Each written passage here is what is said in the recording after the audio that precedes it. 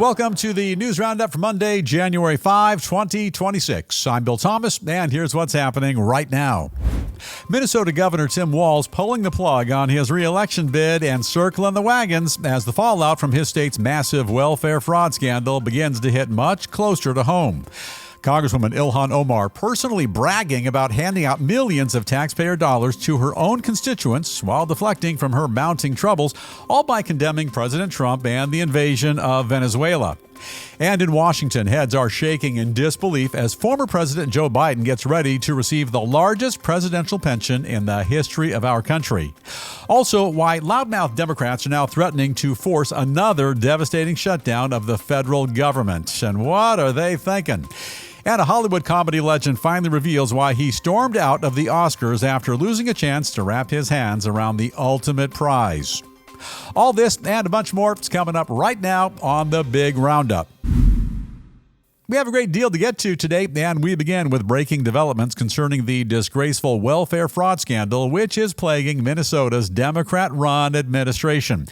In the face of growing criticism regarding his dreadful oversight of taxpayer money, Governor Tim Walz now finally calling an end to his reelection campaign and completely dropping his bid to win a third term in office. I'll sign off on that.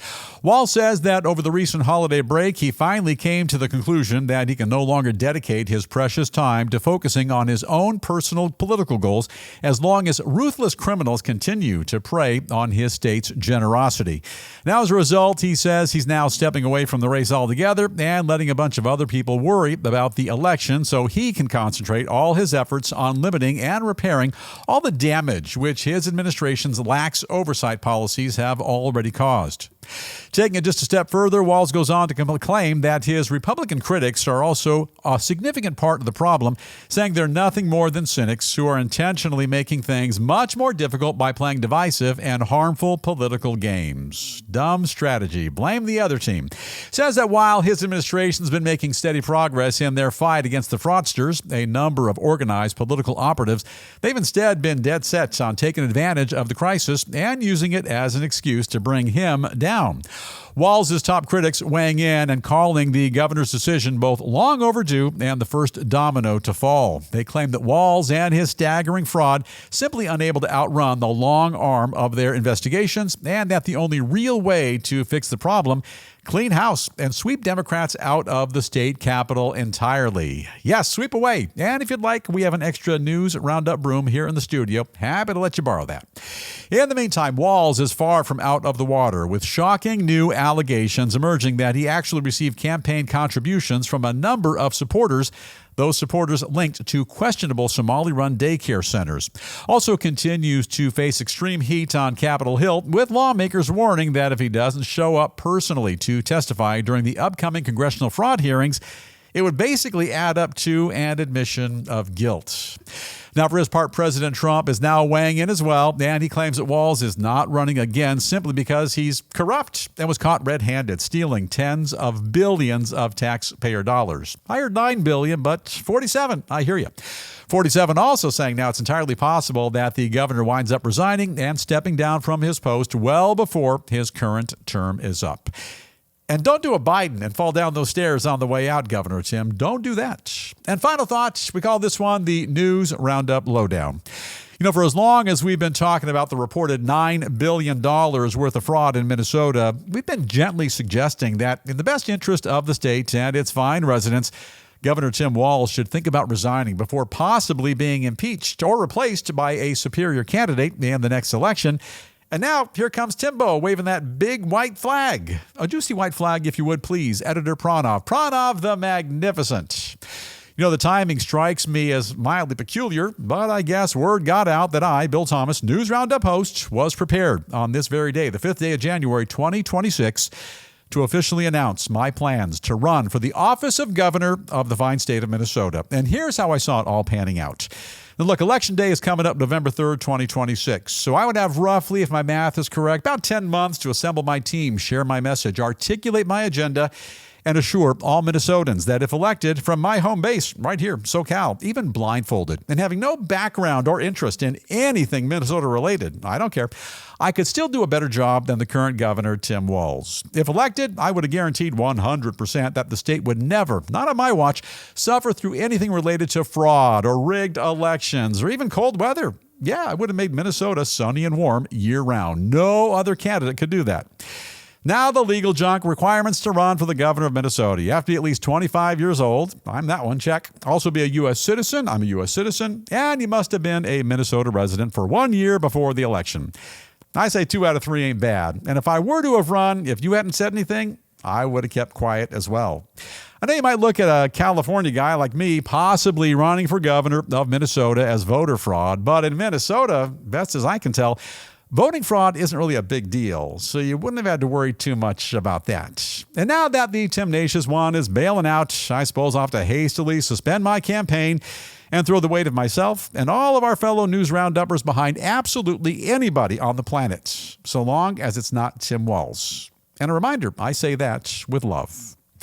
Staying on topic now and turning our attention to another questionable Democrat from Minnesota who seems hell-bent on deflecting concerns about her staggering increase in net worth by instead picking a fight with our nation's commander-in-chief. Look at that guy. That's a handsome cat.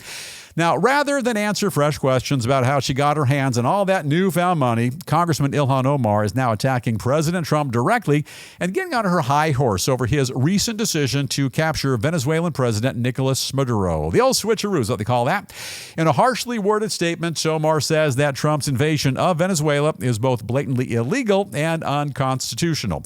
She also says that no matter what, the president's mandate does not give him the authority to bomb other countries, indiscriminately capture other heads of state, and overthrow foreign governments in regime change. Regime change wars is what she calls it. However, it's not a war, darling, and we'll get to that in a minute.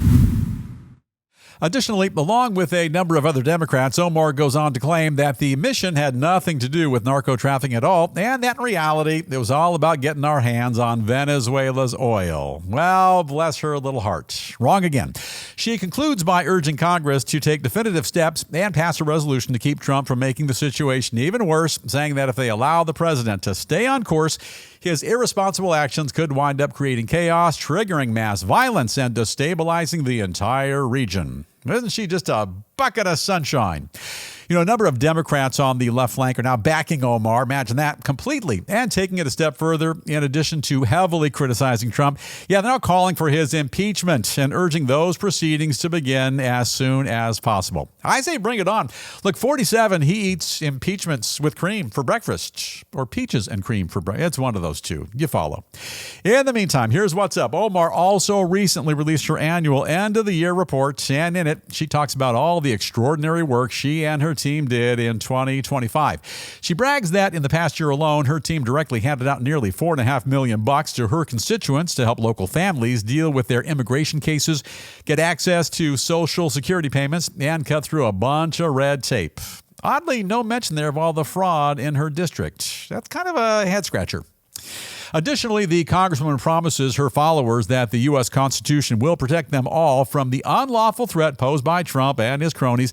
And yet, at the end, she'll do everything in her power to fight what she calls their fascist agenda. You don't say. Final thought, and this is the News Roundup Lowdown. You know, my spies tell me that Ilhan Omar does not watch Seinfeld reruns, but the one program she does tune into every day, it's this one, the News Roundup with Bill Thomas. And because she's watching right now, and perhaps from a temperature-controlled bank vault where her hard-earned $30 million are stored in nice, juicy bundles of $100 bills, I share with her this tragic news from Attorney General Pam Bondi, and I do so in an effort to get her back on track. Stay on the trail, young lady. Look, Nicolas Maduro has been charged with narco-terrorism conspiracy, cocaine importation conspiracy, possession of machine guns and destructive devices, and conspiracy to possess machine guns and destructive devices against the U.S. Bondi goes on to say that Maduro will soon face the full wrath of American justice on American soil in American courts. And in tennis, I think they call that game, set, match. Now, for clarification, and this has been made abundantly clear by Secretary of State Marco Rubio, we are not at war with Venezuela. Instead, we've captured that country's leader, Nicolas Maduro, through what's described as Operation Absolute Resolve. It's not Operation Absolute War. There's a big difference there, Madam Omar. And sorry if this rubs you the wrong way, but law and order coupled with the safety and security of the American people is more pressing than you coming to the defense of one of the world's bad guys. By the way, the Trump administration had a $50 million bounty on Maduro, but now that he's been captured and is behind bars, that $50 million can be used for other purposes. But I can almost guarantee it won't be going into Ms. Omar's 5th district in Minnesota to be wasted on fraudulent programs and activities. That's a real kick in the head. Switch things up just a bit now and turn our focus to a former commander-in-chief who's about to score the largest presidential pension in the history of the United States. As a result of a long and distinguished career in American politics, former President Joe Biden is about to begin receiving more than $400,000 a year as part of his taxpayer-funded retirement package. According to reports, the staggering payday is nearly double the amount received by former President Barack Obama, and they attribute the unusually high chunk of change to a loophole, and this allows Biden to benefit from his decades-long run as senator, vice president as well, and eventually head of our nation. They point out that if all goes according to plan, the 83-year-old Biden will wind up getting well compensated by drawing a pension for his more than 4 decades of public service in Washington, and that includes 8 years as Obama's second in command. However, he'll also receive a much larger separate pension for his years in the White House, and when those 2 paychecks are combined, he'll wind up receiving more annual federally funded retirement cash than any president in U.S. history. Additionally, this fiscal year alone, the U.S. government also shelling out another $1.5 million in benefits for Sleepy Joe, with taxpayers forking out top dollar for his office space, equipment, and staff as well. By the way, those benefits currently more than any other former president, and he'll receive those benefits for the rest of his life as well. In the meantime, a number of critics are now pointing directly at Biden's extravagant retirement package and saying it's time for a change. They argue our former presidents are receiving way too much in the way of compensation, and that moving forward, significant limits should be placed on how much taxpayer-funded money they can get their hands on. Final thought, and this is the News Roundup Lowdown. It all sounds kind of fair and reasonable to me. In a tough economy, it can be a real struggle to get by on a meager government pension of only $417,000 a year. After all, he's a senior citizen, he's on a bit of a fixed income, and have you seen the price of meat lately? Also, while his pension, it's a bit higher than the pensions of a large swath of his fellow government employees, you'd do well to recall that his federal jobs were a bit more complicated, so he deserves more. And some background now. Look, for 8 years as vice president, Mr. Biden lived for free in the vice presidential palace, the big mansion. No mortgage, gas, or electric bills. Also a free gardener. Also in 2010, he was quoted as saying, "It's easy being vice president. You don't have to do anything." Although maybe I was supposed to leave that part out. I think that's what they call in news roundupping an innocent mistake. Moving along, as president, he scored yet another free house, a bigger one, all painted white and snazzy. It looked good. Free helicopter and airplane rides, a real nifty, bulletproof Cadillac car. If we have a shot of the beast, that is a heck of a ride. Also, expense accounts and free food. Also got free security guards, and because he worked for the government, free health care as well. Therefore, after living the good life on the company dime for decades and decades, I say the pink champagne ought to keep on flowing. And remember, $417,000 might sound like a lot for an annual salary, a lot of dough, but look, when you break it down, it's only about $35,000 per month. Life is expensive. All right, change things up just a bit now. Take a close look at how our country's top foreign adversary is dealing with President Trump's aggressive move to make Venezuela great again.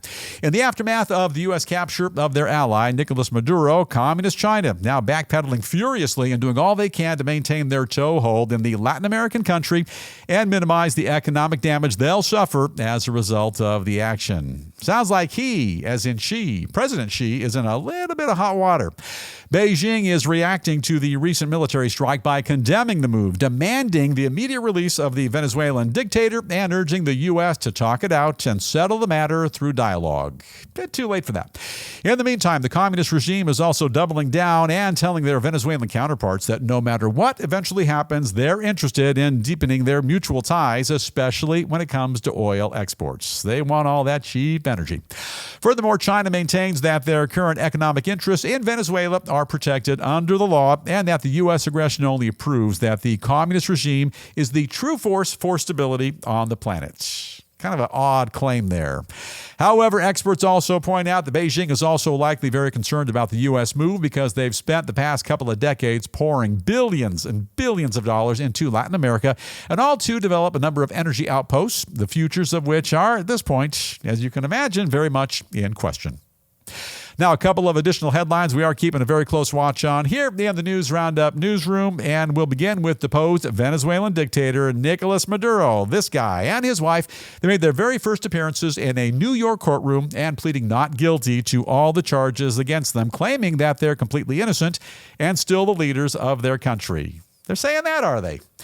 Moving along, President Trump turning his sights now to Greenland and renewing his previous threats to eventually take control of the Arctic island, saying the move is needed to safeguard our national security. Denmark's prime minister also weighing in and saying the move would essentially bring an end to NATO.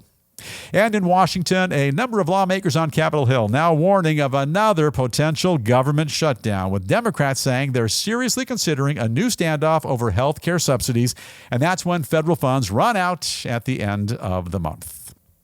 Now, a quick gander at a bit of rock and roll showbiz news, and we're going to kick things off today with a bit of pop culture phenomenon that's receiving interest in the hit songs of a 1980s musical superstar.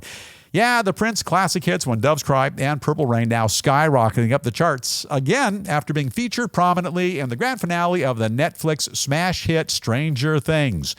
People involved with that show say younger audiences love the character so much they're now relating to Prince's music as well and discovering it for the very first time. Like they say, everything old is new again. So you put a couple of Prince songs on a goofy TV show, and his oldies get some additional spins, and somebody makes a ton of extra dough. Maybe the music publisher, maybe Prince's estate, and some other key players. Unfortunately, our News Roundup jukebox, yeah, it's all beaten down and broken, so no Prince songs today, but yeah, we're fans too. And leave us a comment and tell us what your favorite Prince song is, and tell us your thoughts on the Stranger Things TV show. I think it's the greatest show on the planet. Never heard of it, never seen it, but I think it's the greatest show ever invented. And sticking with Hollywood a bit longer, legendary Academy Award-nominated actor and former boxer Mickey Rourke. He looks a little beaten down there, but I remember him very well. He is so down and out right now, he's turning to a GoFundMe account just to keep from being tossed out onto the streets. According to reports, the 73-year-old owes his landlord nearly $60,000 in back rent, and he's hoping his biggest fans are going to chip in, bail him out, and give him enough dough to pay off his $7,000 a month tab and help him get back onto his feet once again. You know, Mickey Rourke was at one time the talk of this town for a short spell, and he made some pretty good flicks as well. But we get it, and he's in a bit of a rough patch in life right now. It happens. However, before contributing to that GoFundMe, you got to look at what you're paying for. Now, perhaps he could exit that $7,000 a month love lounge, find a 2-bedroom crib, maybe make a roommate, and drastically cut back on living expenses. Living large is great in Hollywood, California, but only if you can afford it.